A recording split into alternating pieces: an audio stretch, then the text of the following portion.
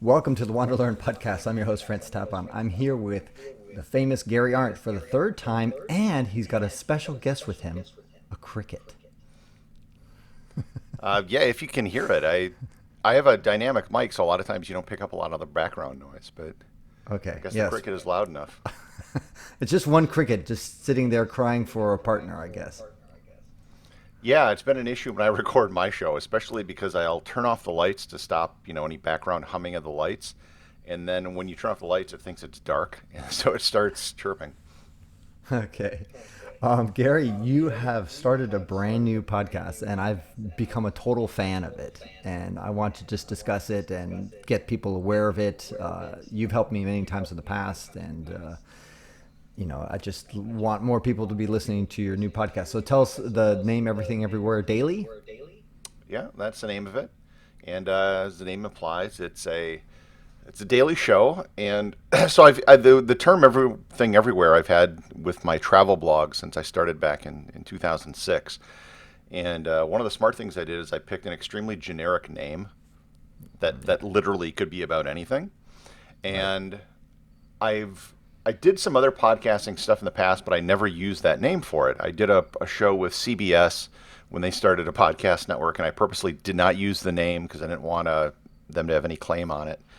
And then I had the idea for a show in the back of my mind that was basically just a different topic every show, just something completely random that people could learn something.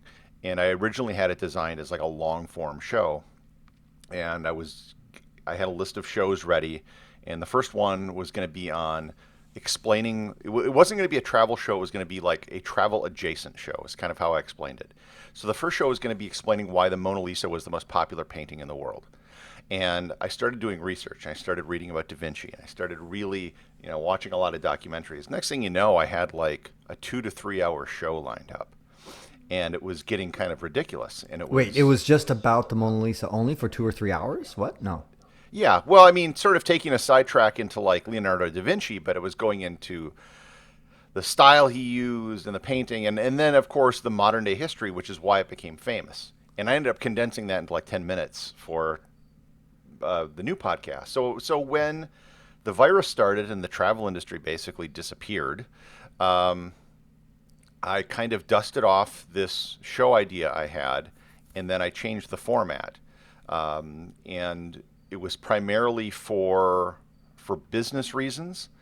And basically, if I know that people who've done daily shows, they tend to grow faster. They have 7 times the number of downloads because you're producing 7 times the number of shows. Mhm. Um, so it's just harder to do when you're Yeah. doing a daily show. But I'm like, well, I'm not doing anything, so why not? Yeah. And I felt it was something that I could uniquely, because there's so many people starting podcasts now that I had to think of something that was one, something I could uniquely bring to the table, something that wasn't necessarily being done. And I thought this kind of checked all the boxes. Yeah. There's all sorts of like bizarre little facts and stuff that I've learned over the course of traveling, and just because that's kind of who I am. So I felt I was uniquely positioned to kind of do a show like this. And a lot of it was just putting in the work. And everyone, when I told them I'm doing a daily show, they're like, oh, wow, that's really ambitious. I'm really impressed. And I'm just like, well, that's why no one's doing a daily show. And Exactly. but then there Yeah. was also just sort of I began realizing, well, if I did a daily show, there's sort of a lot of ancillary benefits. So it's a scripted show. So I'm writing it ends up being about a 1 to 2 thousand word script every day. Hmm. So so you record the podcast and put it out. So that's one kind of stream. Then I take the script and I post it as a blog post on my website. So Great. that's getting some sort of incidental traffic and stuff from that. Then I'm taking the article or the transcript, the script of the show, and I'm putting it on Medium, and I'm embedding the podcast in it, as well as links for people to subscribe to the show. Plus, you can earn money through Medium. It's not a lot, but it's mainly more a vehicle for getting people to subscribe. And then I'm basically, if you think about it, 1 to 2 thousand words a day roughly translates to a 40,000 word book that you're writing once a month. So I can compile all the scripts together, put that on the Kindle store, and there's like the Kindle Direct program, and you can, you're making an ebook every single month. And then from that, you could probably take the best of all the shows you do for a year and then publish it as a real book once a year. So it was kind of a business decision as well that I have all these, I can create something, and then I have multiple revenue streams and multiple marketing opportunities. I can take that same content and get something out of it. That's great. And I had a strategic question because some people have said, I've heard that it's not good to repost your content, like, for example, I used to write for Forbes regularly, and I had the right to post that same Forbes article that I wrote on my website. They let me do that. But some people said, for SEO reasons, that's not good. If Google sees the same content reproduced everywhere, Don't they care see about it as spam. SEO. Okay. So I'm posting it on Medium simply because the audience on Medium is going to find things via Medium. And my primary concern right now with the podcast is growing the podcast audience. So, and quite frankly, I think it'll perform better on my website because all the links and everything are pointing back to my website. But the concern is, one, I can make money from Medium directly, and second, I can grow the audience because they have the built-in audience on the website. So that's my primary concern. I just don't care about the SEO part of it. Okay. And quite frankly, another reason to do this is I think websites are just kind of done for, it's not like I'm getting rid of my website, but everyone is using SEO as their primary traffic vehicle. And SEO, by definition, is a zero-sum game, right? There are 10 spots on page one for any search. And if you get on page one, someone's getting bumped off page one. And what I'm seeing, because I follow a lot of travel sites, with my RSS feed, everyone is writing the same article now. We're all writing the same optimized list post, trying to get, certain, high traffic searches, and that's all that's being done. If you wanted to write an opinion piece about something, or you have something to say, that is completely devoid now with travel websites. No one has opinions because that doesn't work for SEO. So I'm kind of, I don't know, I'm just sort of done playing that game because there's just only so much room. And the biggest thing on top of it, put aside all the virus stuff, before the virus even happened, Google is now taking a lot of those travel searches for themselves. That if you do a search, they're keeping the traffic in-house because they want to now start making money off flight and hotel booking. So they're cannibalizing, but they're just basically, a lot of those searches aren't even going out to websites anymore. So I just don't think it's a great approach going forward. I just don't see it as being a long-term vehicle for success. I think that's kind of over. Are you talking about the Google snippets? Not just snippets, but they're, for those who don't know, snippets are when you they're search for developing something. their own content. They're snippets are certainly a part of it, but they're trying to get people to book and stuff through Google. Right. By the so way, for those who are listening who don't know what a snippet is when you search for something for Google, and the answer pops up, and you don't have to go to an actual website. They pull from the website. They get the data from Wikipedia or wherever, but you don't actually have to leave Google. It's actually more than that. I mean, that's a big part of it, but they're literally doing their own booking stuff. So they're creating content where that's going to rank higher than you because they're Google. And so, and they also, I think, have kind of a love affair with large companies. So it's gotten harder if you're an independent content creator. So, I mean, podcast aside, one of the things I'm also probably going to be launching soon is a dedicated email newsletter that has no web component at all. It's solely going to be an email list. Because if someone wants to read an opinion piece or commentary or something like that, it's going to be far easier to you just send it out to them than it is for them trying to discover you on search. Right. And some people, I know this happens a lot in the financial world, that actually people charge money to get, I mean, it's a very if they don't charge money, it's kind of the only way you can hear Warren Buffett's thoughts, for example. And Yeah, I don't think that'll work in travel. no, of course not. But at least there's some sort of exclusivity, I suppose, and by making it email only, that you cannot get this content on the web. These are Gary's Right. thoughts. And what I'm going to be doing with the email, and it probably the podcast was a bigger priority because I needed to. The sooner I start that, the quicker I can start growing the audience. The email stuff, I don't think people are going to start seriously booking travel. We're at least 6 months away from that, maybe a little more. But I want to start growing the list for that time to come.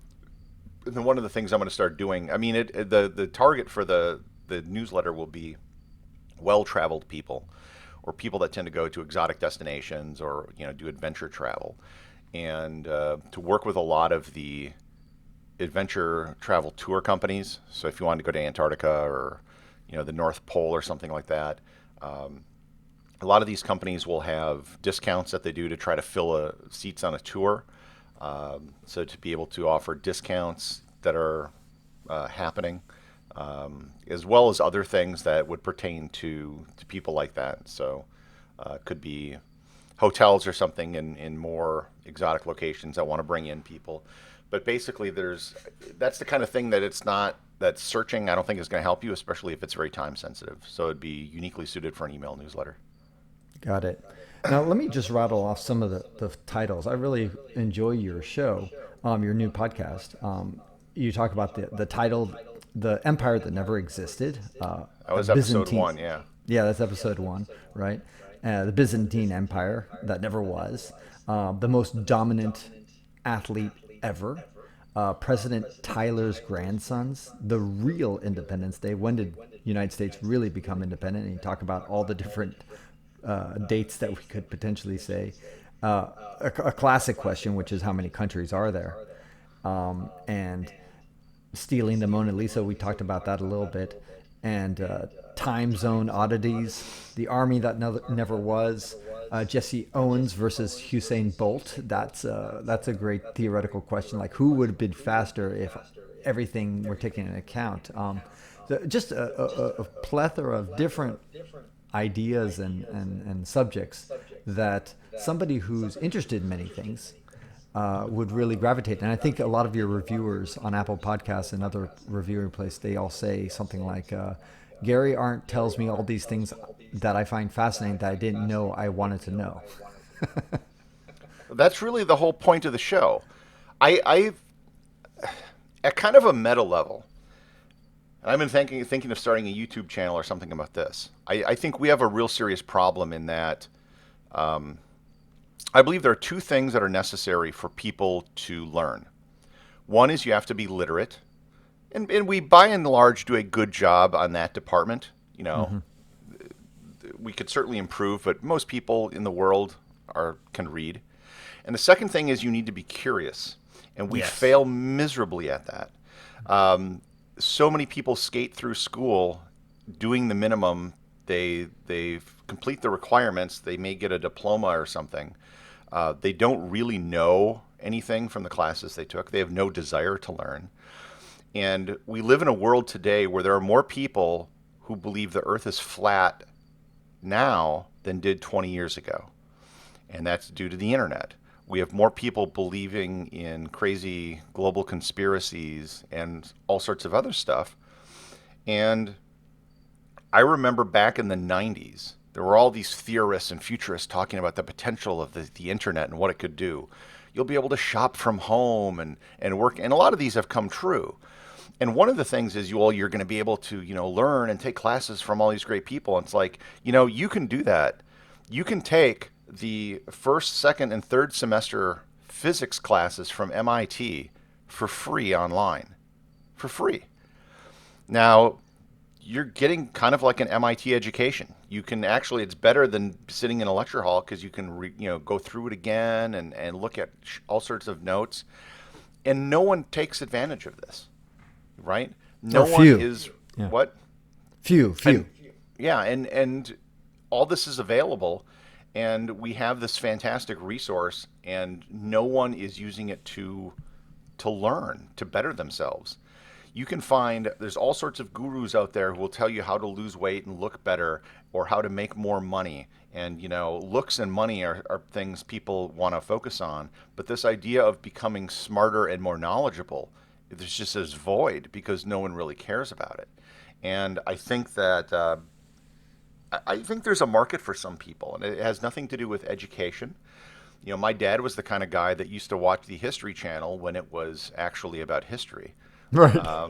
Or the Travel Channel when it was about travel. Yeah, and you look at even those networks now, and it's like reality shows that there's a definite market out there, or there's some great YouTube channels that focus on just snippets of learning about things. And so yeah, the goal is every day you'll learn about something that you probably or maybe didn't know about, and you didn't even know that you didn't want to know about it. If there's a fact or something that you need to learn, you can go online and usually find that quite quickly. But then there's this universe of things out there that I didn't know that, and you would never. It's one of those things that you would never know unless you came across it, right?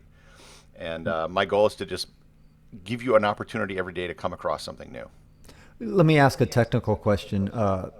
Why did you decide not to, or maybe you could not decide to take that CBS? You had the Global Travel Conspiracy podcast before. Right. You had a lot of subscribers on it, and now you just kind Not of really. started from. Oh, really? Well, I mean, you had to start from. I mean, you had some. I don't know how many subscribers you had, but you had to start from scratch, is what I'm saying, by creating Yes. this brand new podcast. Which I would say, anything is better than starting from scratch. Which is, why not just grab? Even if you only have 100 subscribers, that's better than zero. Because it's a completely different show. Well, for No, starters, but you that could have changed the name, Gary. You could have just no, kept because the the. CBS show was, first of all, they canceled it. So I literally had to take all the files and move them to my own account. So I lost all of that anyhow. So I rebranded the show, never really restarted it. So it's on Spotify, but it only had like 50 people, and a clean start was just easier to do, Okay. to start it new, and it wasn't that big of an advantage, and I'm already well above that, so I'm not too worried. Okay. All right. Yeah, it's hard to start a brand new podcast. I only started mine just over a year or so ago, and you and we both started traveling roughly 12 years ago or so, and we both started blogs roughly around the same time. And we benefited from being that first mover advantage that we have. I mean, if you and I had to start a blog from scratch today, a travel blog, it would be a long, hard road.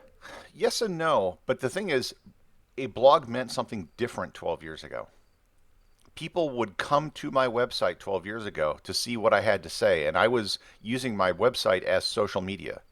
I was traveling and I would just post my thoughts at the end of the day. Hey, today I saw this stuff. And, my titles for the articles were just, me being cute and clever, or, some sort of lyric from a song or something like that. And you can't do any of that today. People don't use RSS anymore, so they're not necessarily following your site. And so doing what we did 12 years ago isn't even possible today, right? Now, if someone wants to go travel, what are they going to do? They're going to set up an Instagram account and they're going to take selfies all over. And that's basically what they're going to do. So, In bikinis, very important, bikinis.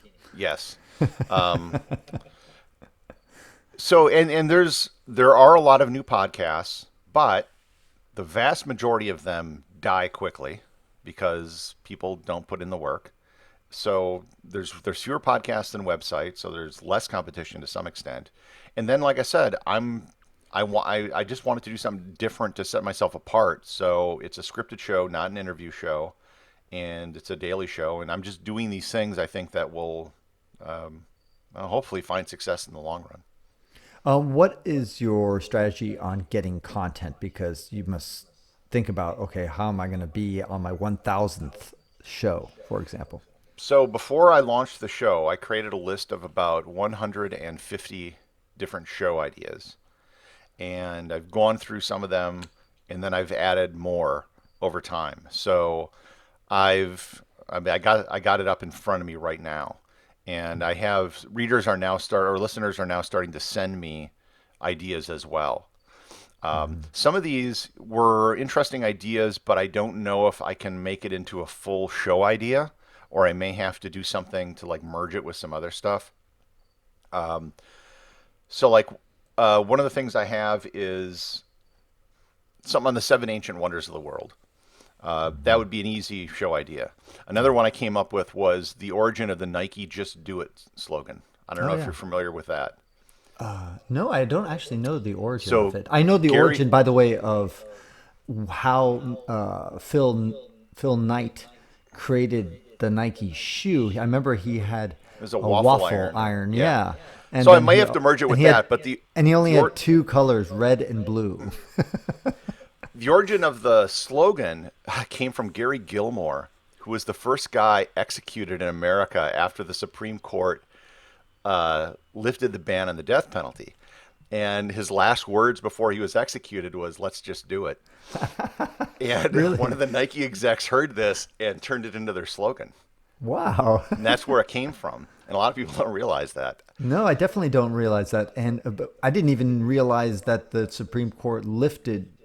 Was that in the 80s or when did that No, it was happen? in the 70s. So there was Okay. that's why Charles Manson never got executed, because Oh. he was sentenced to death, and then the Supreme Court stopped the death penalty, and then they overturned it, and this all occurred in the 70s.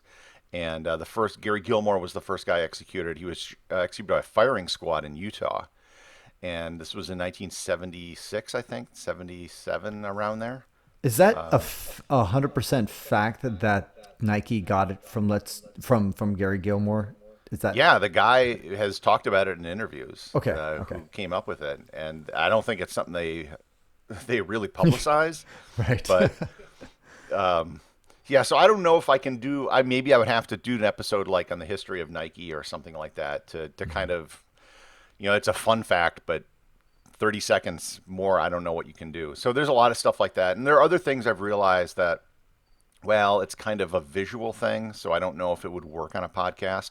So I had one of my degrees is in math, and there's a famous proof about how some infinities are larger than other, and it actually involves no equations or anything. Hmm. And usually, when you tell people this, their minds are blown because what's bigger than infinity? And when you explain, well, no, there are actually things larger than infinity. There are infinities bigger than infinity.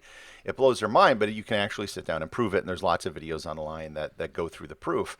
But it's kind of a visual thing that you have to show people. It's not, like I said, there's no equations. It's not hard. You can explain it to almost anyone. And I realized that probably wouldn't go over really well. And I had dinner with my mom and my aunts, and I was telling them this idea for a show, and their eyes glazed over. And I was like, yeah, maybe this isn't going to work. Yeah. What about now? Most of your shows are roughly, I would say, 7 to 10 minutes long or so, right? Right. And so, have you thought about experimenting like on a 3 minute show and maybe a 15 minute show? Uh, I don't think I would do three, because when you factor in theme music and an ad and everything else, then that ends up taking up a Hmm. huge part of it. So Yeah. I don't think I would do anything less than I think my shortest show was six, but usually it comes in at 7 or 8. I could go up to 15. My show that I recorded yesterday was a bit longer. And that was an experimental show as well. I explained the differences between European sports leagues and American sports leagues, Mm. and it was really more of an explainer show, to explain promotion and relegation to like an American audience, and then explain the American system to a European audience, and there are positives and negatives to both. Another one I've thought about is just explaining how the GPS system works, Mm. because a lot of people think it has to do with the signal strength or something, and it doesn't, because that wouldn't work. And a lot of the flat earthers think that's how GPS works, because obviously there can't be satellites. So just to do a basic, Hold on, let's dive into that for 1 second. So you said that when you're saying signal strength, I thought it just has to do with how many satellites you are able to connect to simultaneously. You need at least, I don't know, five or four. six. Okay. Well, four is the minimum. Okay. But right, but what are you connecting to? What are they telling you that lets you determine your location? And the answer is time. Mm. That's why each satellite has to have an atomic clock, and why the theory of relativity and the fact that when you're traveling at a faster rate, time goes at a different speed. They have to factor that into the satellites. Right. Otherwise, GPS literally would not work. All right. We need. But Thank you, Einstein. yeah, and that's but yeah, that literally then goes into your phone. And what it's doing is it's analyzing the time differences to determine then the distance from you to the satellites, which can then figure out location. Right. Right. Because so it's not just signal strength. Because if you had a cloud or something, that would factor it in. Or if you're indoors, or if there was a leaf, that would all affect signal strength, and then it wouldn't work. So you can't use attenuation to do that. Right. What are you going to do, Gary, when you're predicting that in 2021 is when we're finally going to start to travel again? That this year is pretty much done. 2020 is pretty much done. Now, let's assume that that's correct. And you start to travel again. Now, originally, when I talked with you probably a few months or a year ago, I can't remember, you had said that you want to be kind of like a Rick Steves, who travels like, I can't remember if you said half on, half off, or maybe 9 months I think a he year. travels for like 3 months out of the year. Okay, yeah. So I don't know if you want to do 3 months, but I thought you said that you want to do 6 to 9 months of travel. Maybe I'm not remembering. We'll see. Okay. Okay. So, but anyway, it was regardless whether it's 3 months or 6 months or 9 months, whatever it is. How are you going to manage are you just going to batch record like 100 podcasts? I can record in a hotel room. If I bring a microphone with me.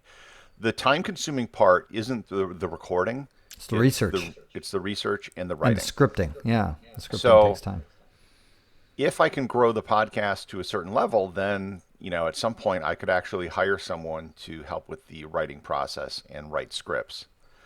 So yeah, I could easily record a week or two of shows in a single day if I have everything written out.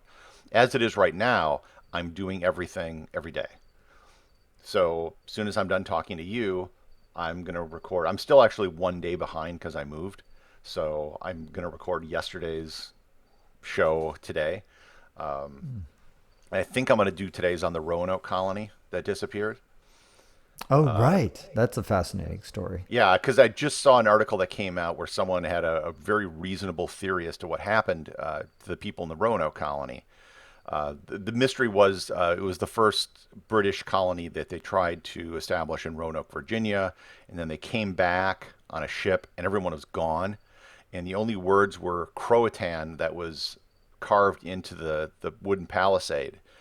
And they left, and then they just kind of never found out what happened. And the theory that this guy had is, well, they went to go live with the Croatan tribe. That's what the message meant. And afterwards, a lot of that tribe had very European features. They were raising pigs, which only would have come from Europe.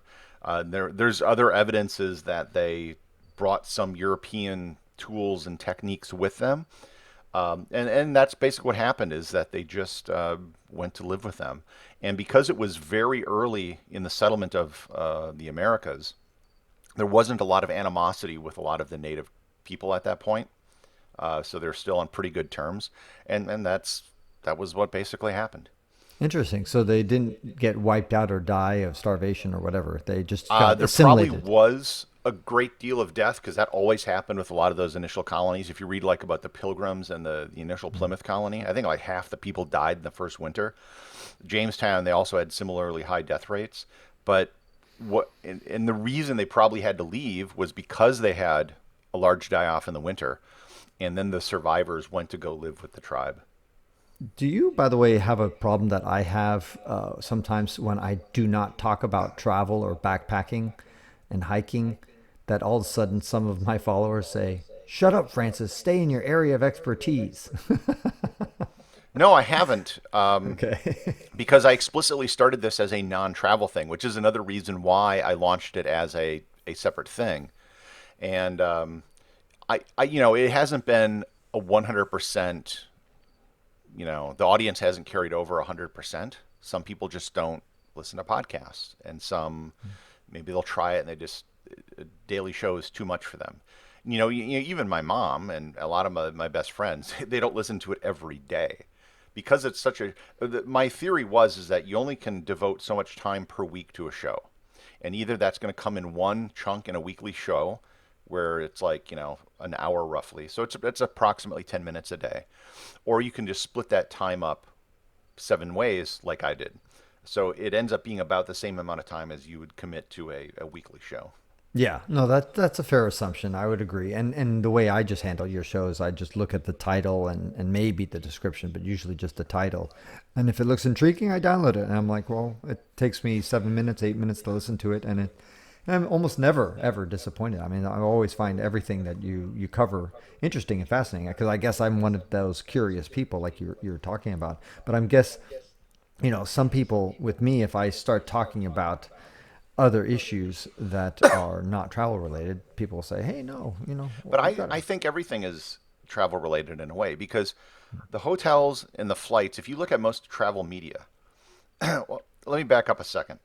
If you look at what areas are most popular online, or what are the most popular for blogging and podcasting, you have sports, politics, celebrity gossip, technology, and there are some other things as well. But what all News, those have in politics, common, yeah, news, yeah, yeah, politics, yeah, they change every day. There's always a new game. There's some scandal, whatever, in the news for politics. Someone's sleeping with who, someone's dating someone in celebrity gossip. There's a new iPhone always going to come out. Something new is happening. Nothing new happens in travel, right? It's not like, oh, this brand new country just got created. That doesn't happen. right, At best there's, oh, they built a new hotel. You probably get a lot of these press releases. It's right, it's all boring stuff. And so right, what we end up talking about is flights and hotels, which is an important part of travel. I'm not trying to dismiss it, but let's face it, we don't travel so we can fly. right. We don't, oh, I really got to stay in a hotel. I've been telling people, if all you care about is flying, get an uncomfortable chair, put it in a closet, eat a TV dinner, and sit there for 8 hours. That's flying. No, we Right. do that stuff to go do other cool stuff. And that's why I traveled to begin with, right? Is to go to these places and do these cool things. And that's why I went to World Heritage sites, because you could learn something when you went. And that was why I did it. And so this is, at least for me, thematically, the same as travel. Uh, I'm not, in some of the episodes, I will get into, you can actually go and visit this thing or this place, but it's ultimately about learning. So that's what it's always been for me. And I never was the budget discount travel guy, or points and miles, which is focusing on the minutia of how to travel, but ignores the question of why travel. Right. And I And really, I agree. And I think that you're obviously a very curious traveler, and that means that you go out there and you try to absorb as much as you can. How is this going to affect your photography? Because you're huge photographer. You've won lots of awards. You're self-taught, but you've done some great stuff. I You're don't know. just okay, because you're gonna. I'm just thinking, as you're traveling, you got to post photos. You got to, that takes time. You got to go to Lightroom. You got to do this. It's just I don't know how you juggle it all, Gary. You're amazing. Well, photography, here's the thing. It's not like anybody was paying me to take photos, right? It's just something I did because I had a website and social media, and I think I got pretty good at it. But travel is something that I've been doing for a while. And prior to travel, I always kind of did something completely new every 4 years in my life. Started a brand new business, did a different thing, went back to school in my 30s to study geology and stuff. Um, and it's been a while since I kind of reinvented myself. And I think I'm due for it. And I think I'm pretty comfortable with this. I haven't taken a photo since February. Wow. I haven't even taken the camera out. And so I What don't. is your camera, by the way? The Sony A7R II is what I'm currently using. Oh, that's a nice phone. But, you know, I don't self-identify necessarily as a photographer. It's not, you know, it's just something I kind of got good at, and now I'm trying to become good at this. So, Got it. and I think there's something also to be said of starting over. from square one, because this experience has reminded me a lot of when I was running my website back in 2007, 2008. I haven't looked at the stats on my website in ages. I just don't care. But with my podcast, I'm doing it every day, like several times a day, looking at download numbers and stuff like that, because when you start at zero, the numbers are so small that a small, especially when you're posting every day, if I get a brand new listener and they go and download all the back catalog, that shows up on the stats at this point. So I don't say I'm starting from square one. I've been saying I've been starting from square two. And it's, because I do have an audience that I've been able to use to get things going. But it's, it's been kind of fun because the joy of launching something new is something I haven't had for a while. What were some of your one or two most popular downloads so far? You've done about, I think, 40 episodes. I can't remember. I record number 50 today. So okay, got it. So which ones have been? Oh, the most popular the one spikes? has been about Alan Francis, the world's greatest horseshoe pitcher. I don't know what happened. That must have got shared with some horseshoe community or something. But that one by far has been the biggest download so far. That is so weird because I didn't actually listen to that one, I confess. Well, no, the topic and the genesis of it came from a answer I gave on Quora. And the question was, who is the most dominant athlete of all time? Not the greatest athlete, but the most dominant. Yeah. And I remember reading this article in the New York Times about this guy who was like the greatest horseshoe pitcher. And he had won, as of right now, he's won 24 world championships. Oh, he's still alive. What? He's still alive? Yeah, I think he just turned 50. Okay. So he's like just crushed his competition. He won his first championship in 1989. So if they hadn't canceled the World Championships this year, he would have won a World Championship now in 5 decades. And there aren't many sports where you even can be dominant for that long, right? Right. Horseshoe pitching, you can be good probably till he's in his 60s. But I looked at like all obscure sports, darts, snooker, squash, and I found people there who were, like the world's greatest. And usually there's someone who is, widely recognized. Everyone will just say, yeah, this person is the greatest ever. But I haven't found anything that compares to his dominance in men's horseshoes. That's amazing. Tell us, let's leave us with 2 or 3 or 4 of the upcoming episodes that you have not released yet, but their titles or subjects. Oh, I think of these every day. So this is literally a just-in-time thing. Well, there's the Roanoke colony, like I mentioned. Mm-hmm. Some of the other things, one on the Bronze Age collapse, which is a really important period of human history that a lot of people just don't know about, where most of the major civilizations in the Eastern Mediterranean basically all at once just kind of disappeared. Sorry to interrupt there, but there's that, I want to say Tonga explosion, but I'm mispronouncing. I think it's Tunguska event in no, Russia. not that one. Sorry. Oh, the Toba explosion. The Toba explosion, which was Indonesia. Yeah, where humanity literally almost died out. Yeah, that was a couple tens of thousands of years ago. Right. I think it was 80,000 years ago, if I'm correct. Maybe I'm wrong about that. But it was a really big explosion. And there's been several events like that where there's been volcanic eruptions that have cooled the planet. There was one around the Plague of Justinian, which is another episode I've lined up. I have one that looks at who would the Emperor of Rome be today. And this ties into that first episode I had about the Byzantine Empire, that when they fell, the lineage of who the emperor would be actually stayed alive.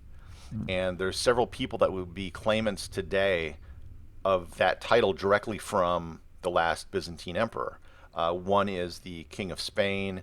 One would be the person who's the current head of the Ottoman family that got dethroned in Turkey. So there's a couple different people that could claim that. One is on Norman Borlaug, who was a Nobel Peace Prize winner for developing strains of wheat to help feed people. One, I explain the process of electing a new pope. The papacy is an institution that's been around for a really long time. Almost, if you think about it, it's hard to find another institution that has survived as long as the papacy. Yeah. And one of the interesting things it's changed over time. But one of the things, if you look in the past, whether it's various monarchies, primogeniture and passing things down from one generation to the next almost always fails eventually, right? Because you get the dim-witted kid who takes over and they screw everything up, and then the monarchy ends. And what the papacy did is it's obviously heretical because or they don't have kids, but you choose a set of people who then chooses the leader, and that's what the Holy Roman Empire did, although it ended up devolving just into something hereditary. But this idea, and I've even thought of if you had a science fiction book, because a lot of things, like if you were to create an institution that was to exist for a long period of time, what would that institution look like?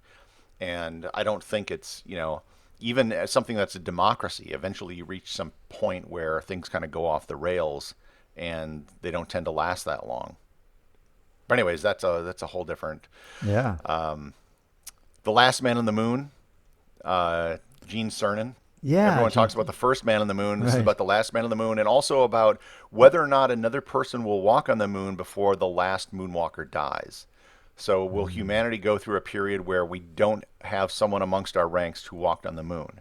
I thought weren't the Chinese supposed to land a person on the moon in They the next 5 years? they were talking about it, but I don't know what the status is. I have one in the history of ketchup. Which is really interesting because it can actually trace its roots back to Roman fish sauce called garum, which is. I also have some geography ones, one about the U.S.-Canadian border. There's all sorts of little weird things about it. It looks relatively straight along the 49th parallel, but the actual border deviates from that by about 300 meters north or south because they just had a hard time building a straight line when they actually did it. Interesting. Point Nemo and the various poles of inaccessibility. Point Sorry Nemo to is interrupt, but there was speaking about borders, there's a book I read about why the states are shaped like they are. The United States, 50 states, and yeah, and there was now a it's cable fascinating. show about that. Oh, I didn't know. Okay. Yeah, like the Four Corners area. Yeah. That's actually now that they checked it with GPS, it's off by like several hundred yards. Where the Four Corners Monument actually is. Oh. And there's a lot of examples like that where the surveying they did from like the 19th century is close but not quite. Yeah, there's And probably a lot of places that mark the equator that are actually not on the equator. oh, that's actually true. So if you go to the big monument outside of Quito in Ecuador, where they created this 19th century one, the actual equator now is like 100 meters north of it. I mean, they did a pretty good job. And some guy just built his own little thing there, and he makes all the money now because that's people want to go to the actual equator, and because they can check it on their phone. That's so funny. That's crazy. You should do an episode about seafaring where there's this one.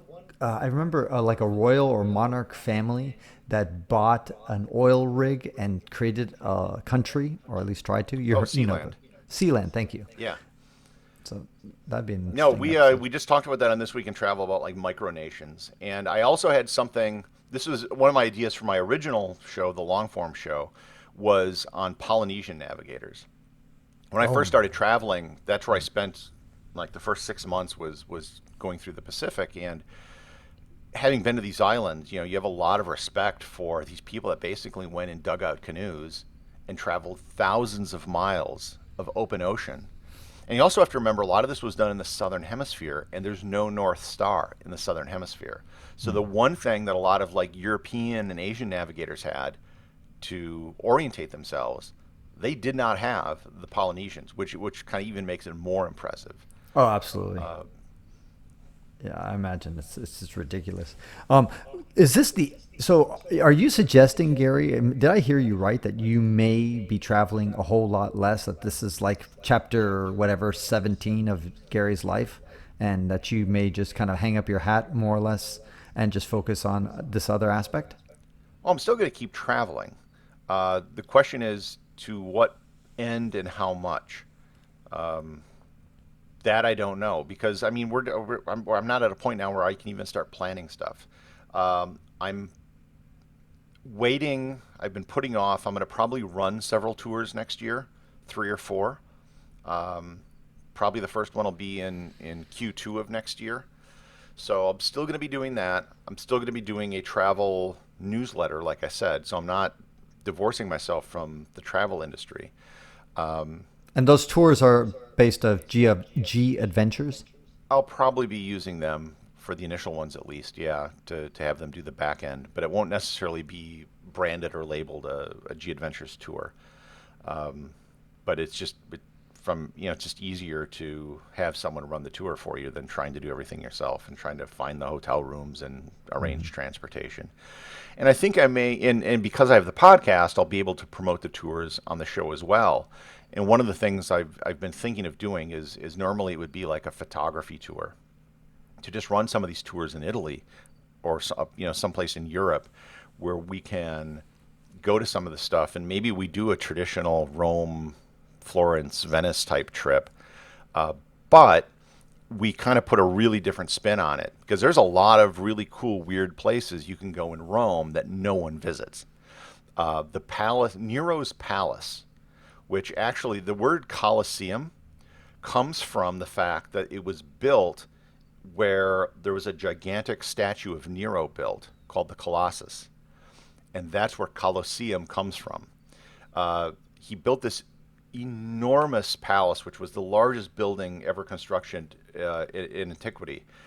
That all got destroyed, but there's still part of it that remains, and it was discovered, I think, in like the 1940s or something. And you can go visit part of that. But again, almost no one ever does. And there's all sorts of this kind of stuff that you can do and see in Rome and Florence that are kind of like most people just don't know it's there or they don't think to go look at it. So I think you can kind of have a tour built around some of this stuff that might be kind of fun and interesting. Definitely. Wow. Exciting chapter, new information, new stuff. I really encourage everybody to go to their podcast player and type in Everything Everywhere Daily and subscribe to Gary Arndt's new show. And it's really entertaining. You don't have to download every single episode. Yeah, you should. Okay. Actually, I was thinking of putting like you know how there's always a README file when you download a new application? Yeah. To create like a listen to me show that explains how it works because I think the shows, a lot of people will tend to always listen or read what's familiar. And it's the shows that you may look at the title and like, what in the world is this? Or maybe I'm not interested in that stuff. Is the stuff that you'll probably learn the most from. Because if it is out of your wheelhouse, like, I occasionally am doing stuff about sports. Yeah, like the boxing show, you talked about all the different classifications of boxing. Right. I mean, like and some people just may not be into sports, and that's what is fine. it, like 6,000 different championships, whatever they're worldwide, if you include every weight class, every boxing organization, global, national, regional, yeah, there's like 6,000 different boxing titles available in the world. You and I could get one. Almost. There probably is one. I bet there's a state of California championship or a title. Right. Maybe an amateur one or something like that. Yeah, there's lots of them. But the point is that I think it is important to get out of your echo chamber, and if you have some topic that doesn't seem interesting to you, to just listen to it, and you might find it fascinating. Yeah, and I listen to my own show. And I listen to it at double speed, which is how I listen to all my podcasts. Me too. So the shows take even less time. So right. You can certainly, listen to it that way if you want. But yeah, basically, I built it for curious people, and there's also a Patreon account that I've created that goes with it, so you can get hoodies and T-shirts and stuff like that. And one of the things I may do, I probably wouldn't do this for at least a year. A lot of the very successful Patreon accounts for podcasts will put like half the episodes are available only to patrons. Right. And one thing I could conceivably do in the future is maybe just make like the weekend episodes available to patrons over there. Yeah. Yeah, there you go. Yeah, it is definitely. I think the success of a Patreon. I have a Patreon as well. That I think it has to do with what kind of rewards people get. I think actually people do gravitate. Yes, there's a certain those that huge fan that will just send you money and support just because they love everything you do. But I think there's a bigger base of people who would do that support if they thought the reward was kind of cool. Oh, so you may have noticed that at the end of my show, I always have an executive producer. That's a Patreon reward. Right. So I literally set that up, and I thought nobody would do it. For $100 a month, you'll be named as executive producer on every show, and someone did it. There's only one of those available, and I have two like associate producer slots and things like that. So Yeah, that's great. Yeah, so the rewards are useful, and I think it does motivate some people. Excellent. Well, Gary, always a pleasure to talk with you, and stay safe, virus free, and keep making those podcasts for everybody. I will definitely do that. Thanks. Okay.